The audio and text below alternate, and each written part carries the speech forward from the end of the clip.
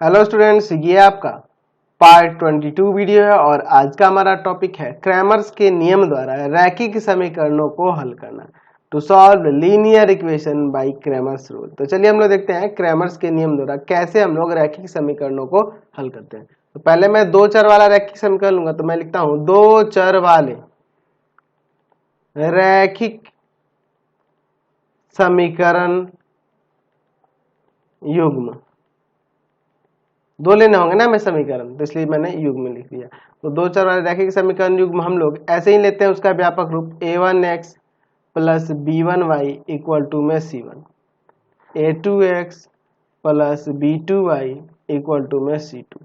ऐसे ही ना लिखते हैं जी हमारा दो चर वाला रैखिक समीकरण युग्म। इसी तरह से हम लोग लिखे हैं, क्लास 10 में भी हम लोग पढ़े हुए हैं। जब आपके पास ऐसे दिए गए हैं रैखिक समीकरण युग्म और उसे हल करना होगा तो हमें कुछ राशियों का मान निकालना होगा। जैसे हमें निकालना होगा डी क्या वैल्यू है, डी फॉर डिटर्मिनेंट हम लोग लेते हैं। अब ये किसके भी इक्वल होगा, तो यह हम लोग किसके इक्वल लेंगे, तो यहाँ पे जो आपके पास चर दिए गए ना एक्स वाई, उन्हीं के गुणांकों का डिटर्मिनेंट वैल्यू यहाँ लिखा जाता है। यानी कि यहाँ आ जाएगा a1 b1 a2 b2, ये जो दिए गए ना इन्हीं को यहाँ पे हम लोग सजा लेंगे। x के गुणांक को पहले वाले स्तंभ में और y के गुणांक को दूसरे वाले स्तंभ में। ठीक है, इस तरह से। अब फिर एक निकालेंगे dx, कई बुकों में इसे d1 से भी डिनोट कर देता है, घबराने की कोई बात नहीं है, हम लोग dx भी लिख सकते हैं। तो यह क्या होगा, तो dx में हमें क्या करना होता है, ये जो dx का वैल्यू होगा हम लोग क्या करेंगे कि जो पहला आपका स्तंभ था ना, पहला स्तंभ, इसके अवयवों को यहां से हटाकर इसके स्थान पर ये जो कांस्टेंट दिए गए हैं ना c1 c2 उनको रख देंगे। यानी कि यहाँ आ जाएगा c1 c2 और b1 b2। समझे ना क्या करना है। अगर मैं dx लिखता हूं तो dx में क्या करेंगे, x वाले गुणांक को हटाकर वहां पे हमें ये अचर लिख देने होंगे। समझ गया ना, कोई दिक्कत नहीं है। अच्छा, अगर मैं यहाँ डी वाई लिखता हूं तो मैं क्या करूंगा, इसे d2 से भी डिनोट कर सकते हैं। तो मैं क्या करूंगा, अब की बार आपका यह ऐसे ही रहेगा, पहला स्तंभ वैसे ही रहेगा a1 a2। अब दूसरे स्तंभ में यानी कि y वाले गुणांक को हटाकर वहां पे ये कांस्टेंट रख देंगे, जो अचर दिए हैं वो रख देंगे c1 c2।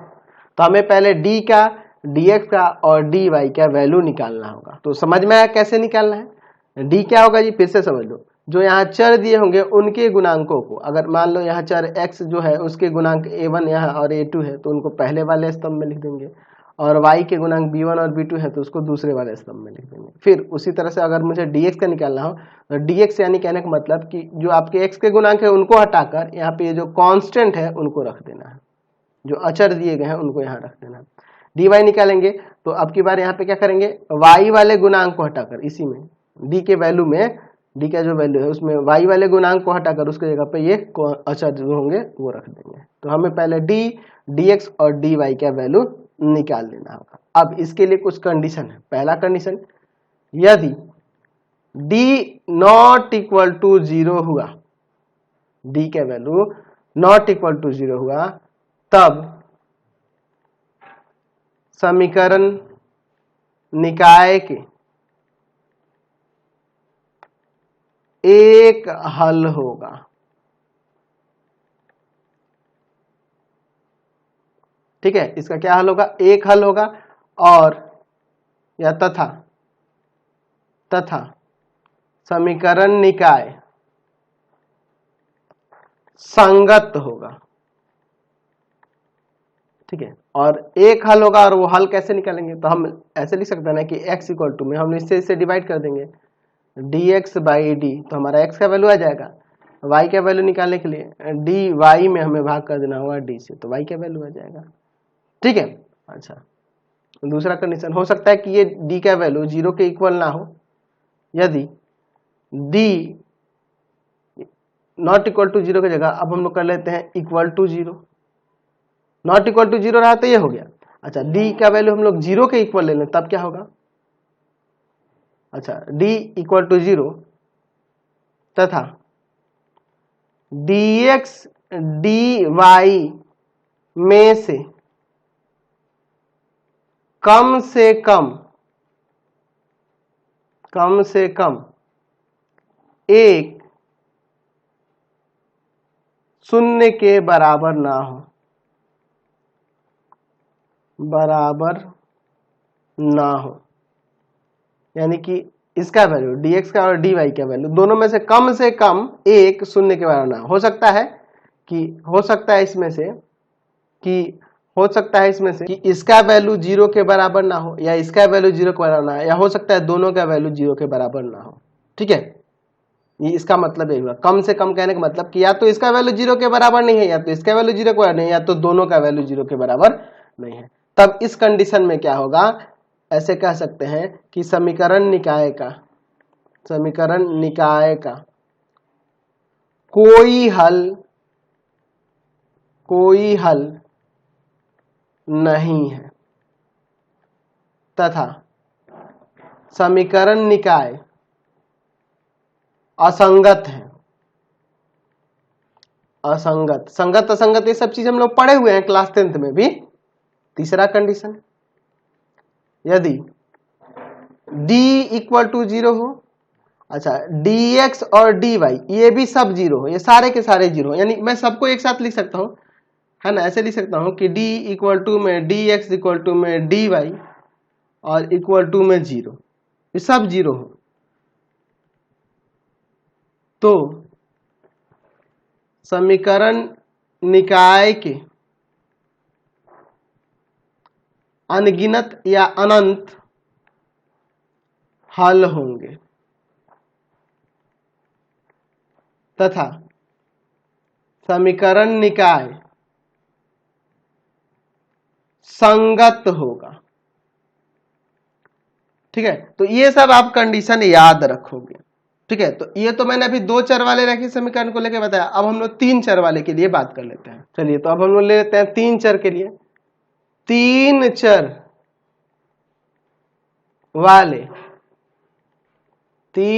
वाले रैखिक समीकरण निकाय। चलिए, तो हम लोग 3 चर वाला ले लेते हैं। a1x plus b1y plus c1 z equal to में d1, a2x plus b2y plus c2z equal to में d2, a3x 3 समीकरण लेने होंगे, b3y plus c3z equal to में d3।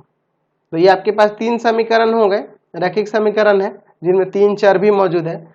ठीक है, अब इसका हल किस तरह से हम लोग निकालेंगे, तो यहाँ पे भी हम लोग पहले d लेंगे। तो d क्या होगा, तो जैसे कि मैंने अभी आपको बताया था 2 चर वाले में, उसी तरह से यहाँ पे जो चर के गुणांक हो रहे हैं ना, इन चरों के गुणांक ही यहाँ पे लिखेंगे। तो पहले वाले कॉलम में x का गुणांक a1 a2 a3, दूसरे वाले कॉलम में, दूसरे वाले स्तंभ में y का गुणांक b1 b2 b3, और तीसरे वाले कॉलम में आपके z का गुणांक c1 c2 c3। फिर अब क्या लिखेंगे, dx का वैल्यू। तो dx का वैल्यू क्या होगा, तो सारे इसमें जो एलिमेंट है d में, वही सारे इसमें भी रहेंगे, बस पहले वाले कॉलम के जगह पर, या क्योंकि हम लोग dx का वैल्यू निकाला है तो पहले वाले कॉलम के जगह पे ये वाले कांस्टेंट आ जाएंगे, d1 d2 d3, यहाँ पे आ जाएगा b1 b2 b3 और c1 c2 c3। समझे ना। उसी तरह अगर आप dy निकालोगे तो आपके d वाले ही एलिमेंट होंगे सारे, बस सेकंड वाले कॉलम में, क्योंकि y dy हम लोग निकाल रहे हैं, तो y वाला जो गुणांक है उसको हटाकर ये कांस्टेंट रखेंगे, a1 a2 a3, यहाँ पर आ जाएगा d1 d2 d3 और यहाँ पे c1 c2 c3 हो जाएगा। समझे ना। उसी तरह से dz की बात करते हैं, तो dz का वैल्यू, तो हम लोग तीसरे वाले स्तंभ को हटाएंगे क्योंकि ये z के गुणांक को हटाना होगा और उसकी जगह ये लगा देंगे, बाकी सब आपका d का ही एलिमेंट होगा, a1 a2 a3 b1 b2 b3, यहाँ पे आ जाएगा d1 d2 और d3। तो इन सभी मानों को पहले निकाल लेंगे। अब देखिए, इसके लिए कुछ कंडीशन है। पहला कंडीशन यह है कि यदि d 0 के बराबर ना हो तो समीकरण निकाय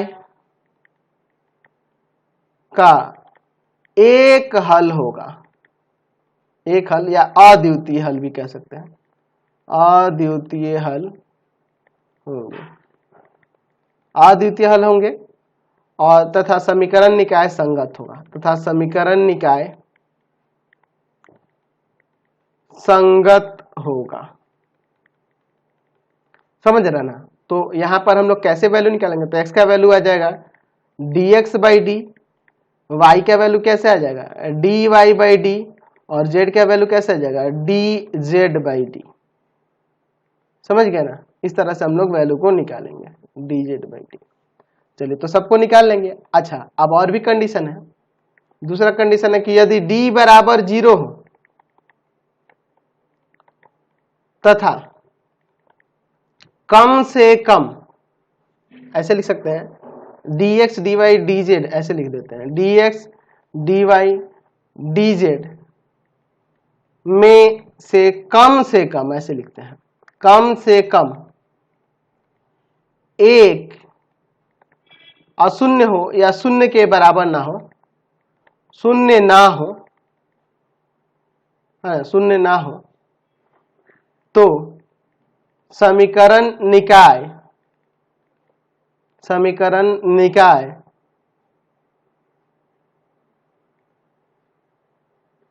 का कोई हल नहीं होगा, कोई हल नहीं होगा,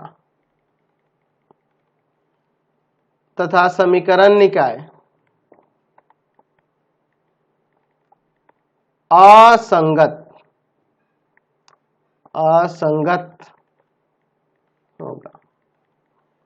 तीसरा कंडीशन, यदि d भी 0 हो और dx dy dz यानी सभी के सभी 0 के इक्वल आ जाए हो, तब समीकरण निकाय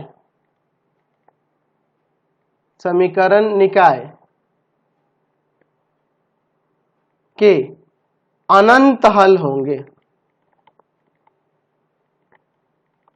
अनंत हल होंगे, तथा समीकरण निकाय संगत होगा।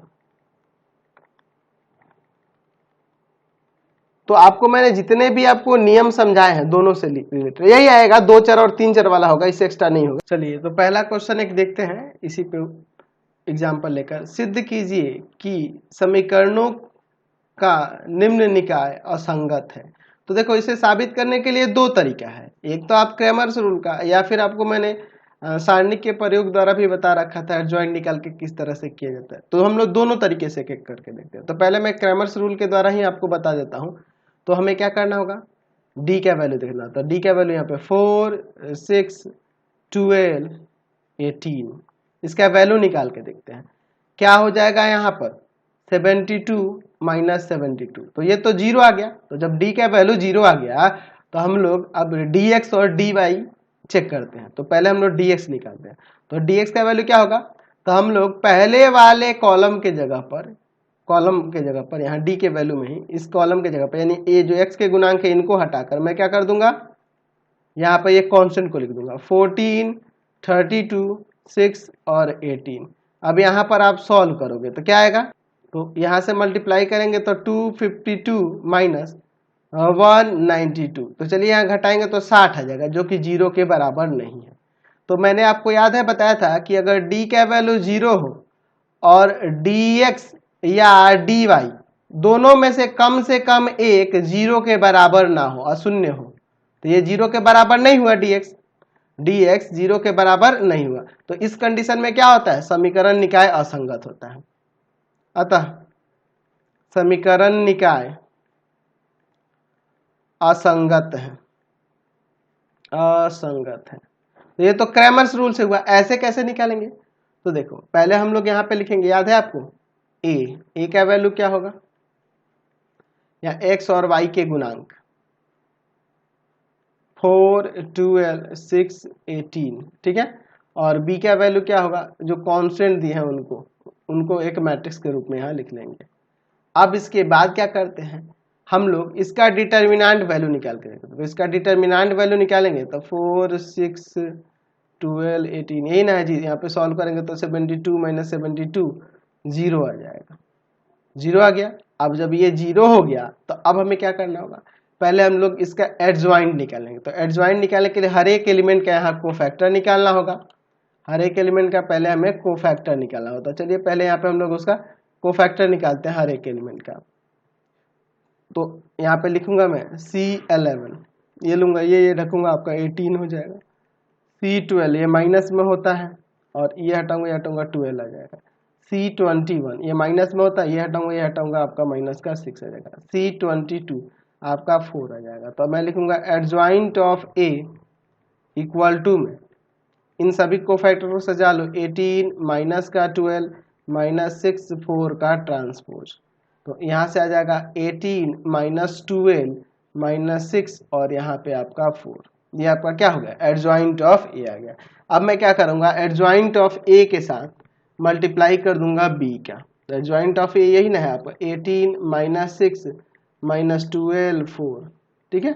चलिए और यहाँ पे इनटू में आपका बी है आपका 14 और 32, ठीक है। पिछले वीडियो में मैंने बताया था ये भी तरीका। चलिए अब इसको निकाल के देखते हैं क्या आता है। तो पहले रो में पहले वाले कॉलम से करेंगे। तो देखो ना 14 में 18 से करेंगे पहले, तो कितना आ जाएगा 252 माइनस, यहाँ माइनस 6 है और यहाँ पे क्या है आपका 32 है, तो आ जाएगा 192। चलिए इसमें इससे करेंगे तो कितना आ जाएगा, यहाँ पे आ जाएगा आपका माइनस 14 है और 14 है और माइनस 12 है, तो इनटू करेंगे तो यहाँ आ जाएगा माइनस 168, ठीक है। और प्लस में यहाँ पे आ जाएगा 128, यही ना आ जाएगा। चलिए तो यहाँ पे सॉल्व करेंगे, ऊपर हो जाएगा 60 और यहाँ पे आपका आ जाएगा कितना, माइनस का 40। तो ये आपके जीरो मैट्रिक्स के इक्वल नहीं हुआ। तो हम लोग क्या देख रहे हैं कि ए का वैल्यू, ए का डिटर्मिनेंट वैल्यू 0 के इक्वल है, लेकिन adjoint of A into B not equal to 0 हो रहा है। देख रहे हैं, देयरफॉर हम कह सकते हैं कि समीकरण निकाय असंगत है, समीकरण निकाय असंगत है, इनके कोई हल नहीं होंगे। समझ गया ना। तो दोनों तरीका है, मैंने यह तरीका भी आपको समझा रखा है, आपको मैंने पिछले वीडियो में बता रखा है और अभी मैंने क्रैमर्स रूल से भी बता रखा है। तो जो आपको आसान लगेगा उससे बना। तो मुझे तो दिख रहा है क्रैमर्स रूल आपके लिए बहुत आसान रहेगा। तो इस वीडियो को यहीं पे इन कर देते हैं। नेक्स्ट वीडियो में हम लोग एक्सरसाइज में चलेंगे और क्वेश्चन को देखेंगे।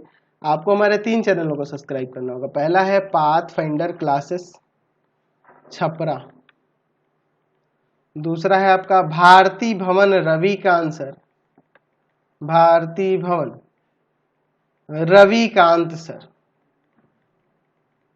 और तीसरा चैनल है रविकांत सर के नाम से। तीनों को सब्सक्राइब कर लेंगे और इससे रिलेटेड वीडियो के लिए सीधे डिस्क्रिप्शन में जाएंगे। इससे रिलेटेड नोट्स के लिए गूगल पे जाकर सर्च करेंगे www.ravikantsir.in और इंस्टाग्राम और फेसबुक पे पाथफाइंडर क्लासेस छपरा को लाइक एंड फॉलो करना नहीं भूलेंगे।